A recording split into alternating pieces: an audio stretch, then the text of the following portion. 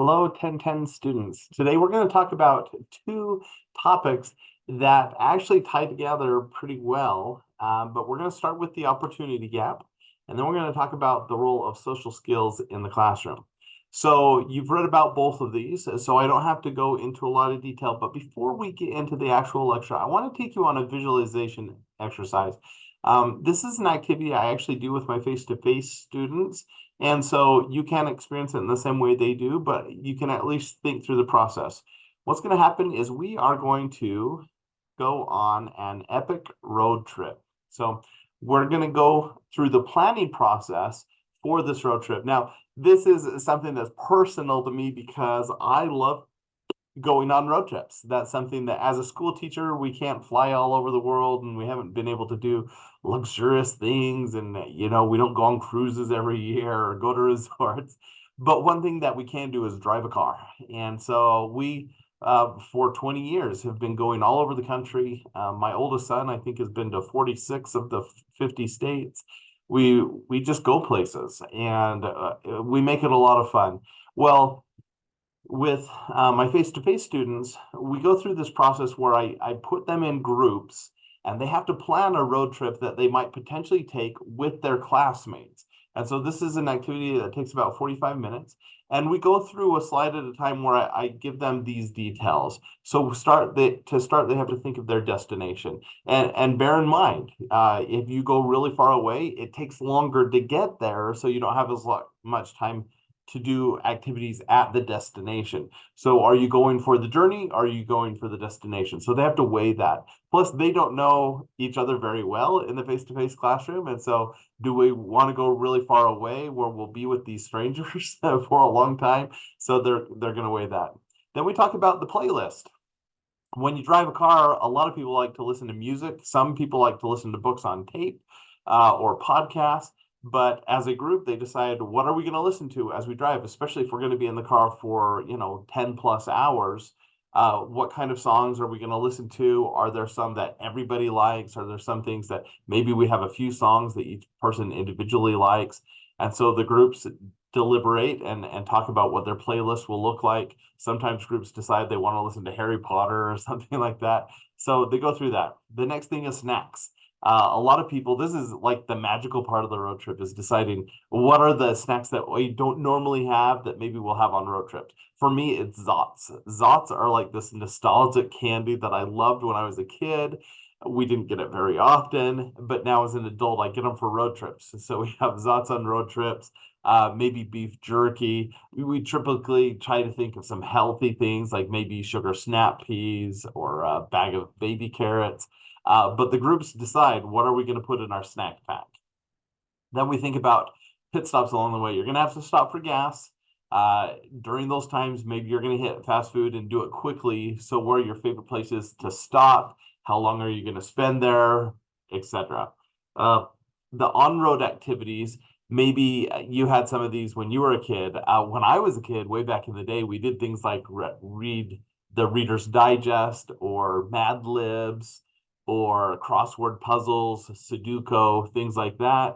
It might be that you play card games with each other where you identify things that you pass along the way. It might be that you do karaoke in the car or something like that. So what are your favorite things to do while you travel? With me and my kids, we actually have a travel pack that we put in the car, things that they don't do the rest of the year, but they do it on vacations, and that's a lot of fun.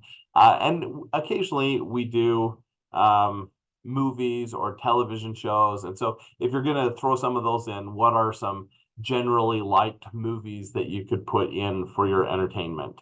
When we get to our destination, I like to surprise and delight my kids. That research tells us that if you want to have a memorable experience, you want to have a few different inflection points where you go above and beyond. And so often, especially if we're not going for a fancy hotel, if we do a budget motel, when we get there, I'll run in with my wife and we'll do like gift baskets for our kids, and we'll put things on their bed with like a mint on the pillow, and then they'll have a little basket that has treats and maybe a toy. And something like that's really fun. So think about that. Once you arrive there, what would be something that would help you immediately relax enjoy that first evening so you can just, you're done traveling. How can you enjoy that? Okay. And then once you get there, what do you want to do? So what are the destination highlights? Think through some of those things. Well, again, we went through this in just a few minutes, and you could start to visualize it. But what I really want you to think about is, what are those conversations going to look like with your classmates? What's this activity going to look like in the class? And I'll say I've done this a bunch of times now, and it is super fun, but it's also really interesting because it's an opportunity for students to get to know each other in a very low stakes way, right? We're not talking about anything too sensitive. We're just talking about going on a trip, but it's amazing how much you can learn about someone when you ask them about their favorite music or their favorite snacks, etc. All right. Now, that might not seem to have much to do with social skills or the opportunity gap, but we're going to come back to this activity in a minute. So what I want you to think about now is, what are ways that you might measure whether or not students are successful, right? So we've been talking about this over the first several weeks of class. What's the purpose of education? And we've talked about the importance of grades or being able to get a job. And it often seems like that's the focus of schools. So when we look at how do we measure whether or not schools are successful, GPA, graduation rate, things like that matter to schools, retention or the dropout rate, and then placement, how many students go on to Harvard or to university at all, how many go on to get good jobs. So that's how schools are measuring success, but there's a lot more to school than that, right? So if we think about how students are successful, we have to think beyond just grades. Now, the problem is, when it comes to success, whether it be helping students become well-rounded, well-adjusted adults, independent learners, or whether it's grades and placement rate, we know that not everyone has the same opportunities for success. And you read about this in your reading. And so we get to this idea of the opportunity gap. Now, I found a definition online that I really like, so let me just read that for you here. The opportunity gap's the way that uncontrollable life factors like race, language, economic, and family situations can contribute to lower rates of success in educational achievement, career prospects, and other life aspirations. I particularly like this definition because often when we talk about the achievement gap, people get hung up on one or maybe two of these things: race, maybe just language, maybe just economic factors or family situations. But we know that all of these things have a huge impact of the success of the student when it comes to grade point average or adjustment and independence. We know that all of these are major factors. So we can't control a student's race. We can't control a student's language. We can't control their economic and their family situations.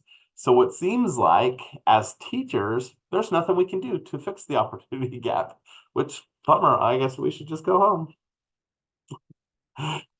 What can teachers do? So obviously we want to think of solutions for the opportunity gap or the achievement gap. How do we close that gap? And obviously I'd love to hear your thoughts about this in your lecture reflection, but let me make a few suggestions. When we think about the opportunity gap, a lot of people think about something like No Child Left Behind. So I'll try to take my picture off this. No Child Left Behind was a political act, an educational bill that was in the early 2000s. And the idea was, let's get a lot of the money and give it to student populations that are struggling. So typically those are in lower income areas, high diversity areas. So in the ways that schools measure success, if a school is doing poorly, let's give them a lot of money. A lot of things came from No Child Left Behind. Lots of charter schools were started, a bunch of different educational initiatives, a lot of technology in the classroom, and gifts from major corporations were given to school. But it's interesting. I have this picture on here of George Bush, and this was actually his platform. When he ran for president, it was on this idea that I'm going to fix education. And the overwhelming support for this bill is largely the reason he won that presidential election. Everyone wanted No Child Left Behind. Well, if you follow politics or if you're older than most of my students, you probably know that No Child Left Behind has been viewed by almost everyone as a colossal failure. It just didn't work. It didn't shrink the achievement gap. What happened was a lot of the funding initiatives started rewarding people who were succeeding in schools, which actually made the rich richer and the poor poorer. And so it didn't do what it was intended to do.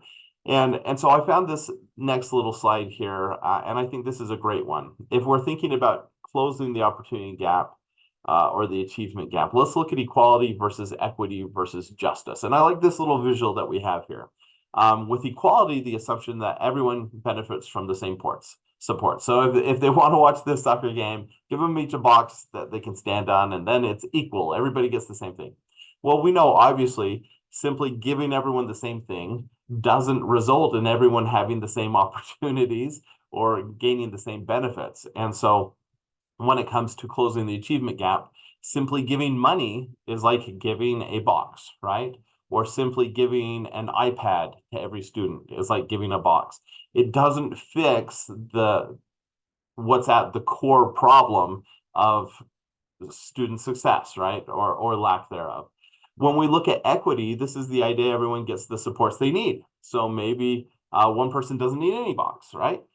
Maybe one person needs multiple boxes.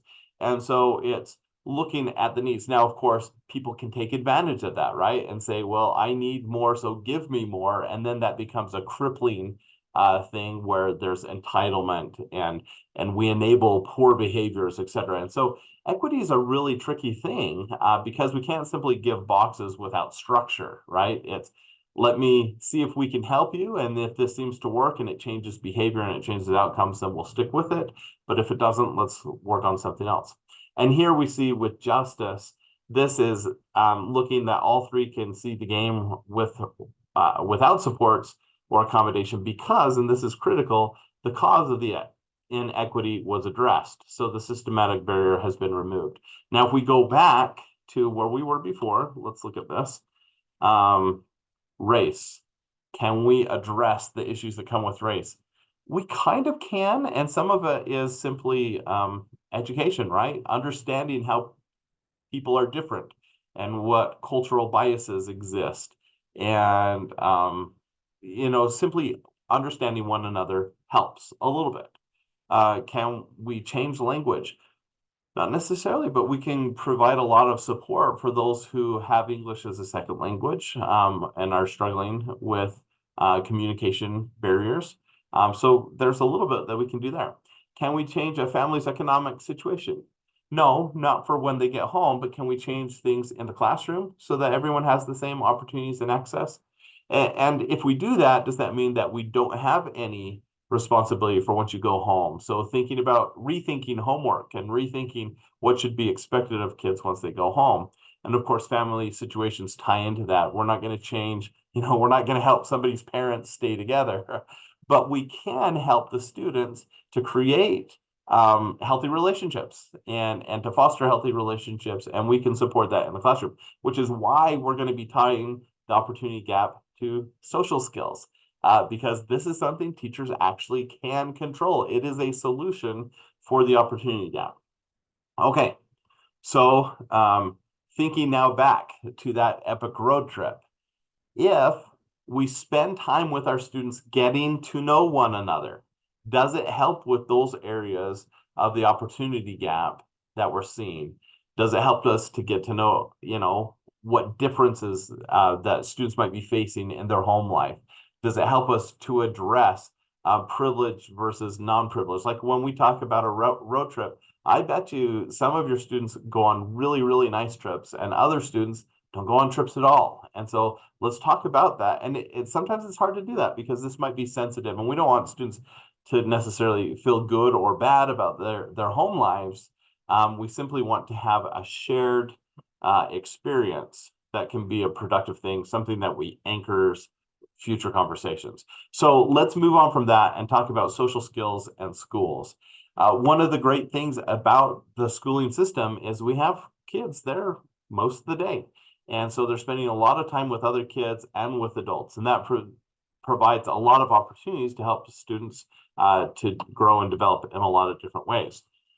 What does it mean to be socialized? Well, the all-powerful Google says, having been made to behave in a way that's acceptable to, and this is important, a particular society. So what's expected in rural Utah might be different from what's expected in the Bronx, right? And so the ways we're socialized is contingent on the contextual factors we find ourselves in. And this is important for some of the assignments that we're going to be doing, because we're going to look at the contextual factors. We're going to look at what makes one school district different from another school district. What are the priorities, or what things are emphasized within schools in certain regions? And a lot of this, again, has to do with race, economic factors, family situations. And so when we talk about socialization, we have to be aware that different students have different priorities. They want different things out of school. And so this is why understanding the purposes of education is so important, because it's going to be different for all of us individually. All right. So what social skills can be learned at schools? There are so many opportunities for teachers and for aides and for other support people at schools to help students and to support students in meaningful ways. This is sensitive for me because I have 4 children of my own, and they have varying levels of social abilities. Now, granted, as a role model or as a model at all, I can recognize that part of the reasons my children might have social deficiencies is a direct result of me modeling what I think it is to be a functioning human being, right? So if they're following after me, they're going to have deficiencies, right? But also, I just have different values from other people. So when I think about socializing a child or a student, if I am encouraging them to be just like me and instilling the same values I have, that might not align with what their peers want and expect. It might not align with what other teachers or administrators want and expect. So we have to be really careful. Now, fortunately, there are a lot of social skills that are kind of generalizable, things that we want all people to know and understand. So I worked with a lot of my face-to-face students and even online students in the past through their lecture reflections, and we started to develop this list of things that we think all students should know. So how to be a good citizen. And again, good citizen is contingent or contextual. And so we can say a good citizen is someone who contributes to society, who's productive, who is kind, and those things are pretty universal. And that's something we can work in our classroom. We can go through scenarios. We can practice when we see these behaviors. We can reward it, etc. Another universal skill is problem solving or troubleshooting. This, of course, is growing increasingly important with the rise of technology and communication devices. But having practice, when something doesn't work, instead of having the teacher fix it, having the students think through, how do we solve this problem? This is something with my own children that I need to do better. And instead of solving their problems for them, I need to support them in solving their own problems, right? And trying to find a solution. So if something goes wrong, instead of finding the thing they lost or fixing the thing they broke, helping them to do that can be really important. Active and empathetic listening. I think this is universally accepted as a good skill, is learning how to listen. In fact, tonight, this is something that I'm going to go home and talk with. I was just talking with my wife, and we said, we need to help our children become better conversationalists. We have a few children who are dating right now, another one in middle school, and they all want to get better at making friends. And so we've been talking about this a lot lately, like when you go on a date, how do you strike up a conversation? And so we're actually going to role play this tonight in my home, but we can also do this in the classroom, right? So we can have students ask each other questions and practice listening. So that can be a good thing. I'm just going to scroll through a bunch of the rest of these: following directions, sharing, being patient, recognizing boundaries, especially with some of those younger grades. And this is something that, again, the context matters because boundaries are different. I have a group of friends that they're all huggers. I'm not a hugger, at least not with people that I don't know really, really well. And so understanding kind of those social rules is important. Being positive, being polite, and politeness and etiquette, that again, My father grew up in the South, so for me growing up, it was yes sir, no sir, yes ma'am, no ma'am. But I say yes ma'am to someone at the grocery store now, and they get offended. Why you call me ma'am? I'm not old or whatever. So it depends on where you live and what's kind of expected. You have to be careful with some of that.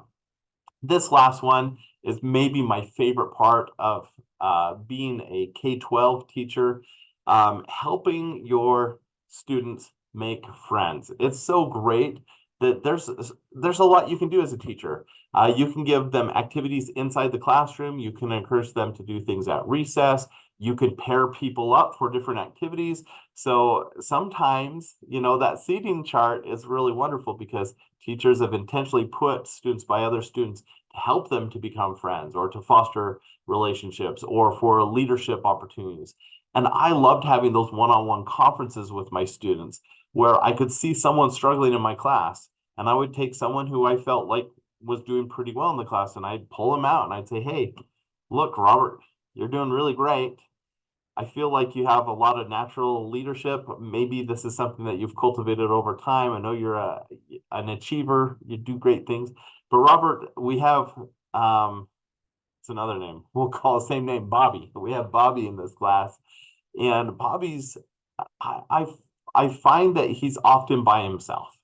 And I don't know if that's by choice or not, but can you just start keeping an eye out for Bobby and just observe for a while? I'm just curious to get your take on this because I feel like, Bobby's new at the school and I think he needs someone watching out for him. So when we go out to recess, at least for the next few days, can you just pay attention, maybe invite him to do things with your group of friends and just see what he's up to. And then I'll talk to you again in a week. And then a week goes by and I said, how did it go with Bobby? And it turns out they started doing things together or whatever, and obviously in this hypothetical situation, there's a lot of different directions you can go depending on the needs of your students, and you're going to know your students. But I think for me as a teacher, this is my own personal bias coming in here. Some of my happiest memories as a teacher and my greatest accomplishments as a teacher was matchmaking, helping people to make friends in my class and throughout the school, helping them find things, shared interests, things that they could bond over together. I just love that. And I know I have a few students that I'm still in contact with that they're best friends they found in my classroom. And a lot of that was intentional. Like I was trying to help students with their social skills and making friends. And so there's a lot of opportunities here. Let's see, this is as we look to your lecture notes for today, I want to give you this challenge. Consider typing out something that one of your teachers did that helped with a particular social emotional skill or attribute. So if you had a teacher who did something really cool in the classroom, I'd love to hear about it. So put your normal thoughts, of course, from this lecture, but think about something that maybe a teacher did for you or for your classroom.